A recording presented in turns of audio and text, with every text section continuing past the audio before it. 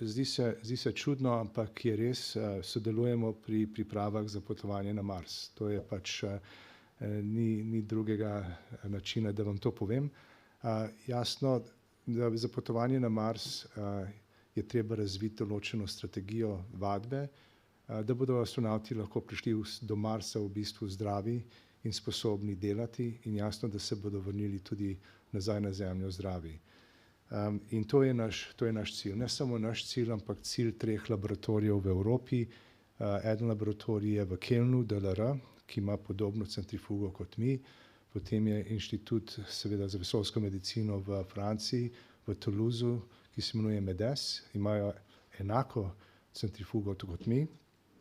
Vsi 3 inštituti imajo pa različne cilje, samo so pa nekako določeni skupni. Sem zdaj šel. Prav, moram zdaj tukaj gledati, ker se ne spreminja tukaj. Torej, bivanje na vesoljski postaji ima svoje jasno težave, ampak kar se tiče okolja v mednarodni postaji, je pa okolje tako kot tukaj, v bistvu toplota, vlažnost, samo težnosti ni. In zaradi tega pomanjkanja težnosti v bistvu pride do različnih sprememb v telesu in tukaj so naštete nekatere adaptacije fizioloških sistemov na breztežnost.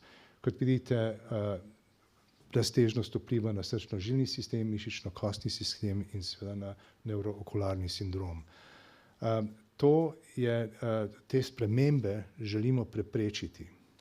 Zdaj v Sloveniji smo od 2001 v bistvu pregledovali oziroma delali raziskave, kjer smo pač nadzorovali te spremembe. To je bilo v ortopedski bolnišnici Valdoltra. In zakaj, kako smo to delali? Ja, seveda, če bi delali poskuse samo v vesolju, bi bilo zelo drago, ne bi bilo praktično in jasno bi raziskava potekala zelo počasi. Vendar 40 let nazaj so ugotovili, da te spremembe, določene spremembe, ki jih vidimo pri astronavtih v vesolju, vidimo tudi pri ljudeh na Zemlji, ki so neaktivni. In tako se je razvil ta eksperimentalni model, ki ga imenujejo bed rest model oziroma model ležanja. Ker s tem modelom lahko simuliramo učinek breztežnosti. Na levi je slika iz naše prve študije v Valdoltri, kjer so preiskovanci ležali samo 35 dni. Takrat so bili jasno v normalnem okolju, tako da so se lahko tudi sončili, kot je razvidno tukaj. In zdaj, če pogledamo tega preiskovanca, mi lahko v tem času, ko leži, nadzorujemo vse te spremembe. Nato so ugotovili, da astronavti, če dalj časa živijo v vesolju, da se opaža premik telesne tekočine proti zgornjemu delu trupa. In zaradi tega astronavti, ko pridejo nazaj na Zemljo, so malo buckasti, če tako rečem, v obraz, vsej za kakšen dan, dva, in to potem izzveni. Da bi to simulirali na Zemlji, so razen ležanja, kot vidite na levi, so potem nagnili posteljo še za 6 stopinj, da bi v tem času ležanja še simulirali ta premik telesne tekočine. In jasno, karkoli gre v vesolje, od žlice do vadbene naprave, vse se testira na Zemlji. Stvari se ne pošiljajo kar brez testiranja v vesolje. In zdaj si lahko mislite, če je nekdo razvil vadbeno strategijo in je treba testirati, kako bi to naredili na Zemlji. Spodaj je vadbena naprava, ki se imenuje Jojo, ki je bila tudi na mednarodni vesoljski postaji. Kolega Per Teš je to razvil v Štokholmu na Švedskem. In zdaj, če so želeli videti učinkovitost take naprave, so primerjali rezultate nekoga, ki ne vadi, pa nekoga, ki tudi leži v postelji, ampak recimo dnevno vadi za pol ure. In če so ugotovili, da je zadeva uspešna in preprečuje te spremembe, potem jasno je potekal naprej razvoj, da se to pripravi za mednarodno vesoljsko postajo. In na tak način v bistvu mi organiziramo naše raziskave tudi tukaj. Imamo kontrolno skupino, ki leži, in potem imamo pa 2 skupini, ki vadita, ker v bistvu želimo vrednotiti 2 tipa vadbenih strategij. In te bom pokazal. Zdaj, kaj se zgodi v vesolju? Tukaj je prikaz recimo sprememb, ki jih vidimo v kostni masi, mišični masi in mišični moči v 6 tednih. In mi smo to tu opazili pri naših raziskavah. To se v bistvu mišična moč in mišična masa se tiče samo mišic v spodnjih okončinah, prav? To se pravi stegenskih mišic in mišic v mečah. Kot vidite, ampak tukaj ni prikazana individualna variabilnost. Torej, če vidimo, da nekdo izgubil tukaj 15% mišične mase, ki se seveda povrne zelo hitro, lahko rečemo, da so nekateri izgubili samo 8. To se pravi, da je velika variabilnost, ampak v povprečju vidimo tako enih 10 do 15%. In jasno posledično se izgubi tudi mišična moč. Ampak, da poudarim, to se vse povrne, vsej mišična moč in mišična masa se povrne zelo hitro, skoraj v enem mesecu. Torej, to je, kar se tiče vpliva oziroma ležanja ali neaktivnosti. V Planici smo leta 2001 na pobudo Olimpijskega komiteja inštalirali hipoksični agregat in vsi naši športniki hodijo v Planico na višinski trening, bi rekel, ker te sobe simulirajo višinske razmere. Zmanjšamo vsebnost kisika lahko tudi do Everesta, bi rekel. Vendar, ko je ESA izvedela, ne samo, da delamo te raziskave v Valdoltri, ampak potem hipoksične raziskave v Planici, so rekli, če lahko to ponovimo. Jaz vam zdaj samo povem kratko zgodovino, zakaj je do tega prišlo. Vsi veste, da astronavti delajo take izhode iz postaje, ki se imenujejo extravehicular activity. Zelo malih ljudi ve, da se to dogaja zelo redko, samo enkrat na mesec mogoče, tako da to ni dnevna aktivnost. Je pa tudi nevarna aktivnost, ker vsakič, ko je izhod iz postaje, si zamislite, da v postaji je en bar, zunaj je vakuum, to se pravi, ko astronavt gre v ta skafander, v skafandru je tlak recimo tretjina bara, skoraj tako kot Everest.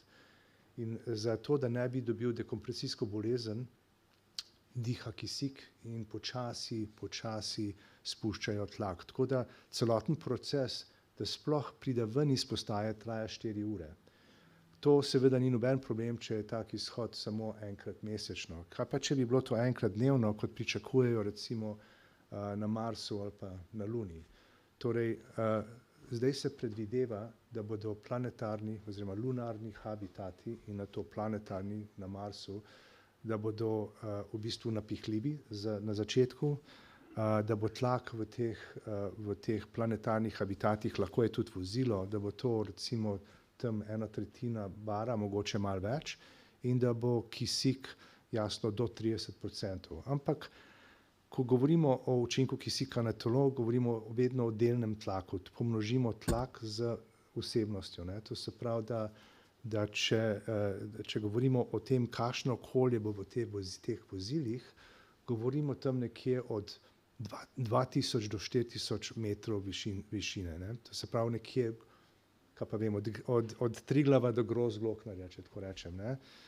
Še ni točno določeno, kakšen tlak in koliko kisika bo v teh habitatih. Ampak v Planici raziskujemo v bistvu učinek hipoksije, torej kaj se dogaja z vsemi tistimi spremembami, ki sem vam prej omenil, če bi človek bil na višini 4000 metrov. Zaradi tega smo do zdaj izvajali v bistvu poskuse, kot so ta bedrest, v hipoksiji, v Planici.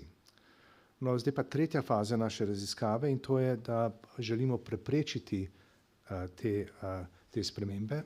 Sami veste, da na postaji imajo vadbene naprave, to ni noben, to vsi poznate, ne? Imajo recimo tekočo preprogo, imajo cikloergometer in tudi napravo, ki je tako podobno dvigovanju utežmi.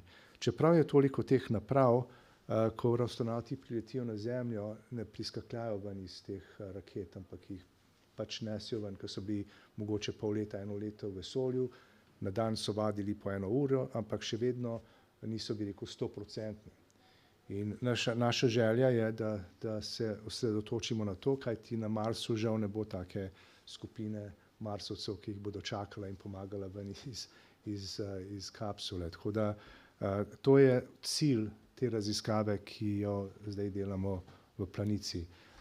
In to, kar ESO zanima in kar je naročila 3 laboratorijem v Nemčiji, Franciji in v Sloveniji, je ugotoviti, če umetna težnost morda izboljša rezultate vadbe. Torej, če bi vse tiste vadbe, ki sem jih prej pokazal, izvajali v umetni težnosti, recimo težnosti težnosti Zemlje, ali bi mogoče prišlo do izboljšav teh rezultatov.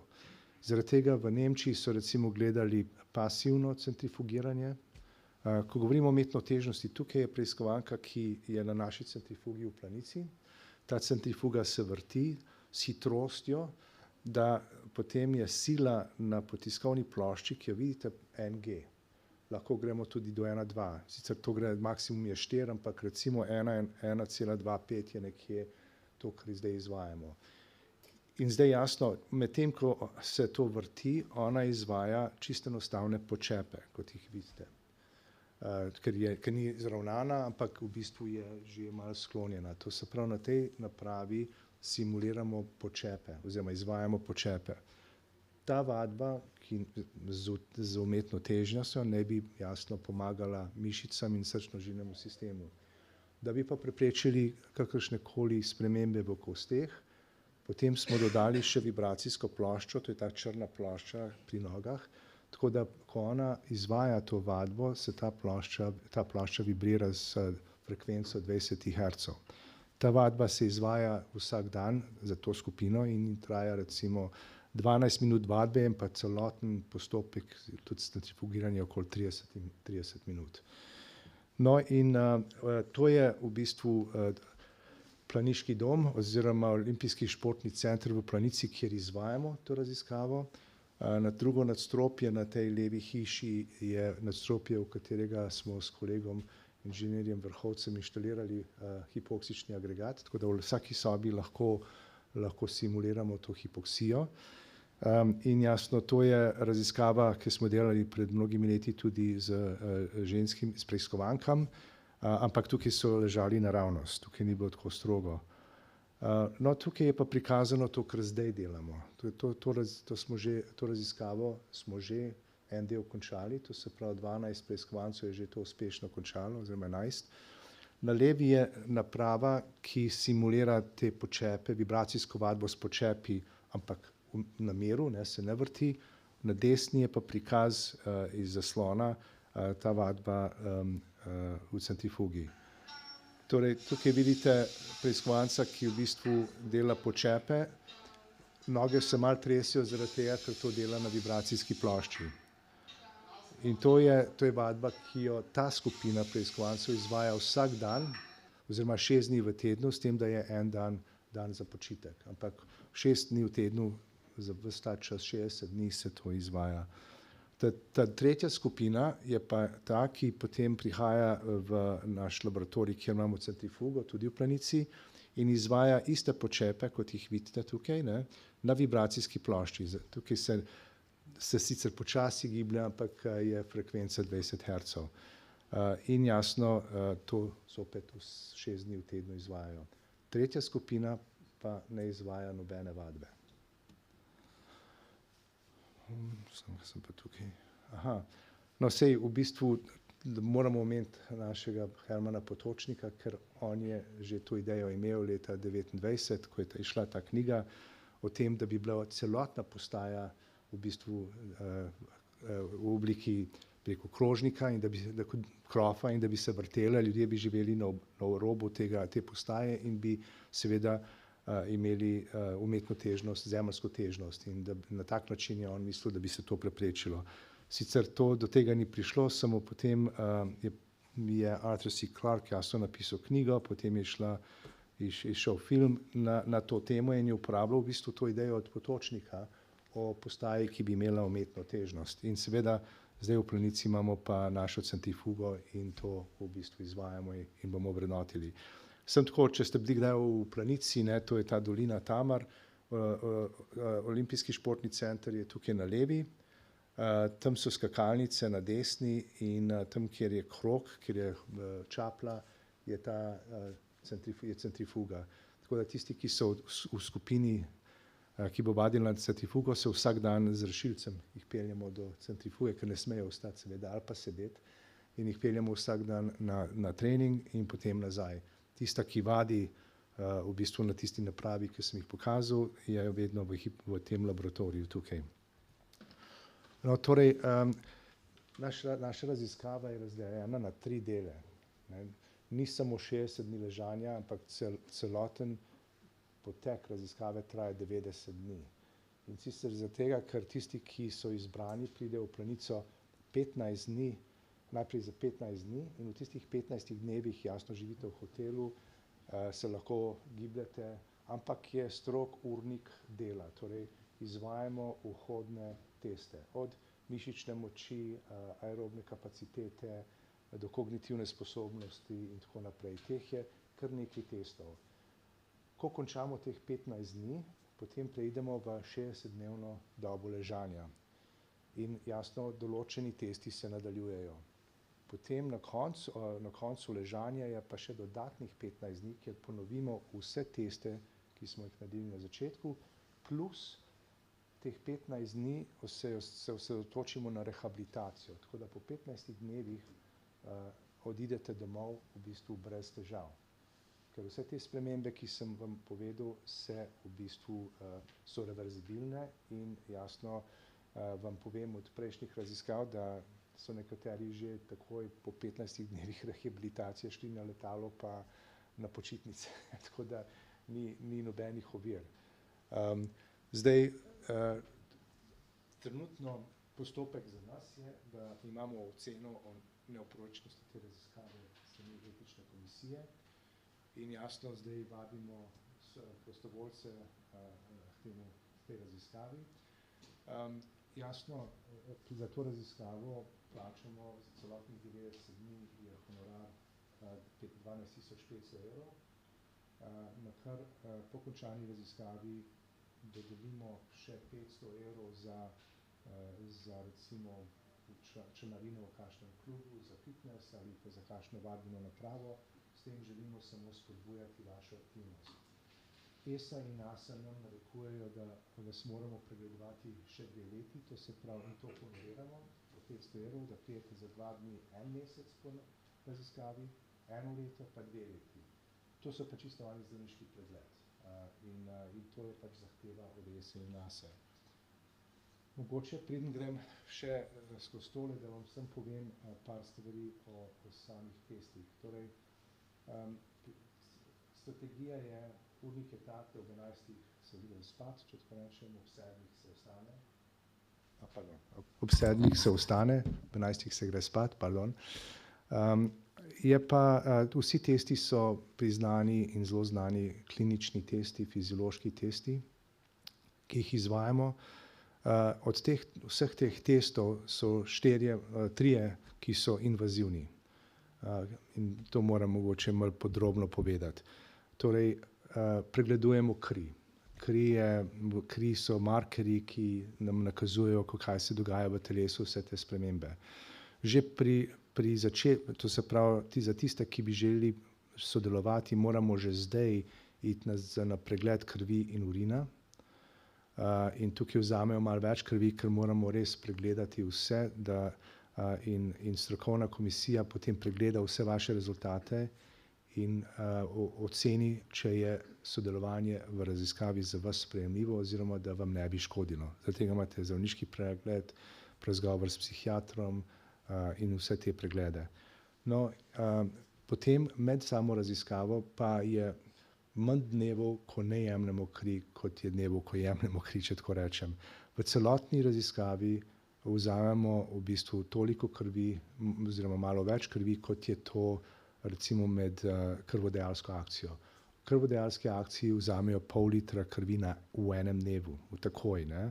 Tukaj bomo pa vzeli 600 mililitrov v 90 dnevih. Ampak tako, pol mililitre na dan. Samo to pomeni, da nimate kateter, ampak da skoraj vsak dan v bistvu se z iglo vzame kri iz vene. To je v bistvu moteče. Na začetku mogoče Zavisi od sestre. Ene so zelo nežne, ene mogoče ne toliko, ampak večina je to preživela. Drug postopek, ki ga športniki poznajo, ampak drugi ljudje tega ne počnejo, so mišične biopsije. Seveda nas zelo zanima, kaj se dogaja v teh mišicah, ki bodo spremenile maso. In zdaj mišična biopsija poteka tako, da seveda imamo večjo iglo, kot je za kri, in v tej igli ustvarimo vakuum, tako da se del tkiva pač posesa notri v iglo, in ko se iglo vzame ven, ta del tkiva pride ven z iglo. Samo da ne bi toliko bolelo, kirurg oziroma zdravnik naredi najprej umrtviči kožo, in sicer na stegnu, to delamo 4-krat na stegnu, čist majhno zarezo, tako da lahko skozi to zarezo potisne v bistvu iglo v mišico in potem jasno odščipne en del. To je tako, mislim, kot malo manjši fižol najbrž, ali pa malo več od par zrnov riža, no, ampak to moramo narediti 4-krat. Ko je biopsija končana, to je zelo hiter postopek, se v bistvu to samo z flajštom, tako po domače, pokrije in vi seveda nadaljujete z vadbo naslednji dan. To ni nič takega. Zdaj, nekateri niso opazili, nekateri je malo zabolelo, je veliko razlike. V vseh postopkih je naš cilj, da nič ne boli, ker če bi to bolelo ali pa bilo neznosno, ne bi nobeden sodeloval pri takih raziskavah. Ampak mišične biopsije potrebujemo, te so 4 v teh 90 dnevih, enkrat pred, 2-krat med ležanjem, pa enkrat po. Tretja je pa mikrodializa, to pa preiskovanci, ko smo jih spraševali o tem, kaj je bilo znosno, neznosno in tako naprej, tega sploh niso omenili, ker niso niti opazili. Mislim, vedeli so, da se dogaja, ampak ni bilo nič moteče. Je pa tako, da z iglo v podkožje damo zelo tenko cevko in ta cevka ima fiziološko raztopino v njej in se molekule, bi rekel, iz podkožja v telesu izmenjujejo s tekočino v tem in potem gledamo v bistvu metabolizem na tak način. Temu se reče mikrodializa, zopet pod lokalno anestezijo, tako da se nič ne čuti. Tisto, kar je moteče bilo za nekatere, ker niso mogli spati, medtem ko se to izvaja, so bili magneti, magnetna rezonanca. Seveda nas zanimajo kosti, možgani in tudi mišice v celoti in to odgledamo z magnetno rezonanco, in sicer na Medicinski fakulteti v Ljubljani, zaradi tega vas takrat peljemo z rešilcem v Ljubljano in nazaj.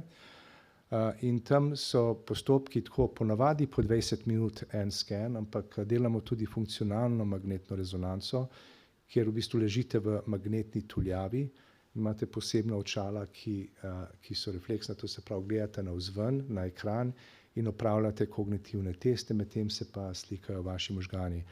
To potem traja lahko tudi do 40 minut in tako da tisti dnevi, ko ste na magnetu, so kar dolgi. Lahko v celoti, če gledam, ste lahko v tistem dnevu skoraj 4 ure v magnetu, ampak s presledki. Drugače imamo seveda ekipo medicinskih sester, ki skrbi za nego.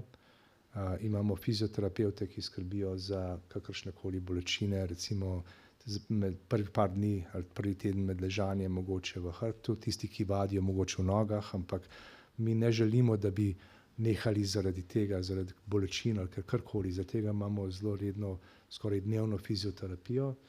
Imamo nutricioniste, ki skrbijo za prehrano, ker vsak dobi obrok, ki je določen glede na aktivnost in težo, ker ne želimo, da spreminjate sestavo telesa preveč. Seveda boste izgubili malo mišic, ampak maščobe ne želimo povečati, tako da zelo pazimo na ta vnos hrane.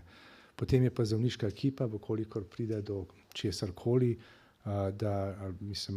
če tako rečem, včasih smo imeli zobobol, ki smo ga morali reševati, tako da mi delujemo kot ekipa. Nismo mi in vi, ampak delujemo kot ekipa. Naše delo je odvisno od preiskovancev, seveda njihovo sodelovanje pa od nas. In to ni test vzdržljivosti, to je res naša želja in želja vseh, da se to uspešno konča, da se uspešno pride do konca. Teh testov je veliko, ne bom šel skozi vse, ampak tisti, ki se prijavijo, bojo dobili itak zelo podrobno opisan protokol vseh preiskav in tudi podrobno. Mogoče bi še za higieno rekel, da imamo seveda tuš postelje, to ponavadi ne vidite, ampak postelja, v katero greste, ni tako kot majhna kad, ampak se lahko uleže, potem okopate, sprhate. Mala potreba je ponavadi v postelji, velika potreba je v tej posebni sobi, ste lahko sami. Sestre pomagajo pri tem prevažanju in so na pomoč. To je to, kar se tiče te higiene. Seveda, tukaj so pa določeni kriteriji, ki so postavljeni s strani ESE in NASE, kdo lahko sodeluje. Tukaj imamo kriterij, starostni kriterij od 18 do 45 ali 18-20, no. To pa seveda, astronavti so vsi starejši, ne, če tako gledamo, noben astronavt ni 28-20 let, ampak so vsi starejši, samo to je v bistvu kriterij, ki mu sledimo. Zaradi centrifuge in smo omejeni na višino in težo, tako da višina je 190, teža je pa 92 kil. Želimo vse jede, to se pravi, žal nimamo več menijev, imamo samo en menij, ki ga pripravi Biotehniški izobraževalni center in je izdelan po strogih kriterijih, tako da recimo, seveda, če nekdo ne mara nečesa, pa da se lahko zamenja v redu, ampak žal ne moremo imeti vegansko ali pa vegetarijansko prehrano v tej raziskavi. Kadilci seveda imate 2 meseca, da končate, če ste kadilci. To je zelo moteče, seveda, ne samo zaradi tega, ker če končate ravno pred, ne, ampak veste, kako je, če mi delamo teste zmogljivosti pa kadite, recimo, da imamo eno oceno, po ležanju bi človek mislil, da se bo vaša zmogljivost zmanjšala, ampak če 2 meseca ne kadite, boste v bistvu boljše na koncu in to potem malo spremeni rezultate, tako da tukaj so samo nekadilci vključeni. Glede obiskov med samim poskusom v Planici, ker smo na 4000 metrov, ne želimo obiskov. Mi bomo z vami na tej višini, to se pravi, to ni noben problem, ampak če pride nekdo, ki ni navajen, potem je lahko nevarno, nekomu se zvrti ali karkoli, rajš nimamo nobenih obiskov v Planici. Ko izvajamo magnetno rezonanco v Ljubljani, to bo 7-krat, takrat smo v normoksiji in imamo celoten laboratorij rezerviran, takrat se lahko organizirajo obiski v Ljubljani 7-krat v 90 dneh, meni se zdi, da to ni tako hudo, no. To je v glavnem vse. Če grem skozi tole, to se pravi tisti, ki bi se prijavili, razen imamo en vprašalnik, ki bi ga lahko že danes pač izpolnite, potem bi vas tisti, ki ste še zainteresirani, bi organizirali pregled krvi, urina v laboratoriju na Dolgem mostu. Nato bi pa tudi morali organizirati VO2 max, to je cikloergometrija, da vidimo vašo aerobno zmogljivost. Tukaj je meja 35 ml kisika na kilogram telesne teže, to izvajamo na inštitutu. Nato bi en vikend vas povabili prvič, da ste z nami v Ljubljani in imate zdravniške preglede tukaj. Potem bi vas pa peljali v Planico, da si ogledate vse prostore, laboratorije, da nekako ste seznanjeni s tem, kaj pričakovati. Jasno, to je tudi čas, ko si lahko izberete partnerja za 90 dni. Rajši vidimo, da vi izberete do neke mere, ne. Glede, v kateri skupini ste lahko, mi imamo nalogo, da uredimo, da so te skupine homologne, to se pravi, da so zelo podobne, kar se tiče višine, teže, zmogljivosti in tako naprej. Tako da bomo upoštevali vašo željo, ampak na koncu bomo videli, če lahko to upoštevamo ali ne. Ampak če recimo niste izbrani v določeni skupini, je to samo zaradi tega, da moramo imeti homologne skupine. Potem vse to bi se dogajalo že zdaj do konca, mislim, že do konca meseca oziroma zgodaj v marcu. In potem bi pa zdravniška komisija že zelo hitro, skoraj isti dan, ko smo v Ljubljani, ne, dala oceno, ali je sprejemljivo ali ne za vas, da sodelujete v tej raziskavi. Raziskava, kot sem rekel, traja 90 dni, 50 dni testiranja v planici, 60 dni hipoksične neaktivnosti ležanja, pa 15 dni pa na koncu ne samo testov, ampak tudi rehabilitacija. In seveda potem so pa zdravniški pregledi 1 mesec, 1 leto pa 2 leti po tej raziskavi. Tako da naj zaključim s tem, da mi smo začeli to kot samostojne občasne raziskave, ampak zdaj smo v Evropski vesoljski agenciji kot polnopravni člani. Vse te države, Francija, Nemčija, Amerika, Rusija in tako naprej, imajo centre za vesoljsko tehnologijo ali pa vesoljsko medicino.